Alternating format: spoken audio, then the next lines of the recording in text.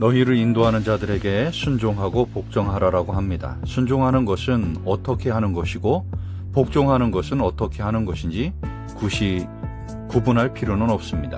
순종하라는 얘기를 그만큼 강조하는 것입니다. 신앙은 무엇입니까? 하나님을 섬기는 것입니까? 세상을 섬기는 것입니까?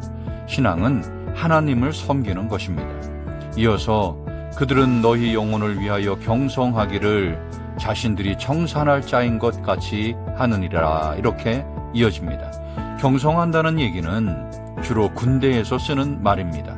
보초병이 잠을 안 자고 보초를 서는 것이 경성하는 것입니다. 또 청산한다는 얘기는 상인들이 장부를 정리할 때 쓰던 말입니다. 장부를 정리해서 이익이 나면 흑자라고 하고 손해가 나면 적자라고 합니다. 수입이 지출보다 많으면 검은색으로 쓰고 지출이 수입보다 많으면 붉은색으로 쓴 것에서 유래한 말입니다.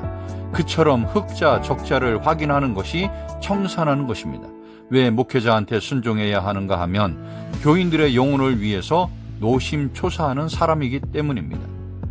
영혼에 관심이 있으면 목회자한테 순종하고 관심이 없으면 순종하지 않으면 됩니다. 목회자한테 순종하지도 않으면서 영혼에 관심이 있다고 하는 것은 부당합니다. 목사로 하여금 교인들을 즐거움으로 인도할 수 있게 해줘야 합니다. 목사 비율을 맞추라는 얘기가 아닙니다. 그것이 교인한테 유익이기 때문입니다. 그래서 18절은 그렇지 않으면 너희에게 유익이 없느니라 하고 부정적으로 문장을 맺습니다. 예수를 믿는 사람한테 가장 중요한 일은 자기 영혼의 유익을 도모하는 일이라는 사실을 강조하는 것입니다. 그보다 더 중요한 다른 일이 있을 수 없습니다. 이어서 18절에서는 그냥 기도해달라고 합니다. 이들에게는 선한 양심이 있습니다. 그렇다고 해서 모든 일을 다 선하게 진행한다고 장담은 못합니다. 그래서 이들에게 있는 선한 양심을 토대로 모든 일을 선하게 행할 수 있게 기도해달라는 것입니다. 히브리서 기자가 지금까지 어떤 얘기를 했습니까?